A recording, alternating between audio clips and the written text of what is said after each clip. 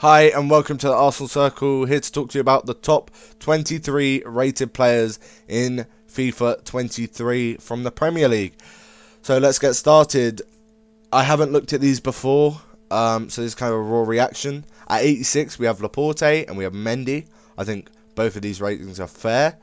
It seems pretty standard. De Gea and Lloris. I think De Gea is a bit overrated there. I think De Gea maybe a +1, an 85 rating would be fair. And maybe a -1 for Lloris would be fair at 86. Because, to be honest, I don't think he's an 87 rated player. I don't think he's on that level. But, 87 I still think is not unfair. Trent at 87. Now, I see why he's an 87. But in my opinion, he's probably an 86 even. Because I think overall to his game, he has the potential to be an 87 rated player. But right now, with the last season, he did have a good season to be fair. But right now, at the start of this season, he's not having a great season. But I guess, that's hindsight. They have to take it off last season. So 87 I think is a fair rating. Same for Koulibaly at 87 in 18th. Robertson, fair rating. Rodri, deserved upgrade. I'm happy he got an upgrade, because I thought it might be overlooked and I'd just give him an 86, but it's good he's got an upgrade. Fabinho is also 87. I think you have to put Fabinho and Rodri on the same level. We got all three Portuguese Man City players here, João Cancelo, Ruben Dias and Bernardo Silva, all at 88, which I think is deserved for all of them. And I do think it was right making Cancelo above Trent, because I think he's a better footballer. And I'm sure with the position changes, him being able to play left back, right back, and probably centre mid with a team of the week or something, this card will be insane. But yeah, 88 rated for Bernardo Silva I think is fair, but doing him dirty on some of those stats.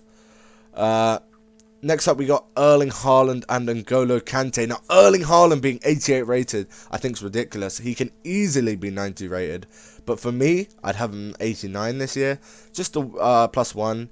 Like, of course he got injured, but he's still scoring as many goals as he's playing games, which definitely warrants an upgrade in my books, and I think this is a deserved upgrade.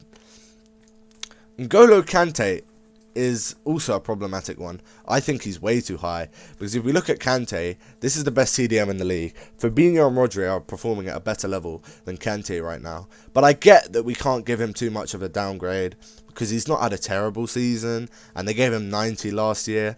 But I think maybe an 88 or an 87 would have been fair for his rating. An 89 I think is just too high. But, he's barely usable anymore with that pace going down.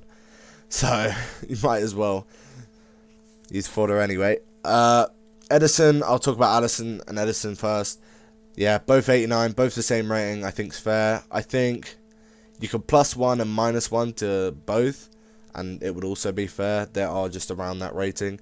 Harry Kane got a -1 for an okay season last season, but not up to Kane levels. But obviously now at the start of this season he's performing well, and this is the problem with FIFA ratings. FIFA comes out way too late in the season for them to make these ratings, in my opinion, because Kane right now is performing at a 90 rated card, but the downgrade was deserved. Anyway, no one could be using that card. It would have been fodder anyway. Same with Casemiro. 89, I think it's just fair. That's just about what he should be rated. On to the top 5. All 90 and above these. Apart from Heung-min Son. Heung-min Son is 89. I think that's fair. No upgrade, no downgrade. But if he continues having the season he's having right now, that could easily turn into a downgrade. Ronaldo, I think, is also fair. There's a lot of complaints about the pace downgrade, but if you watch him play, I think you can understand that's why he's got that pace.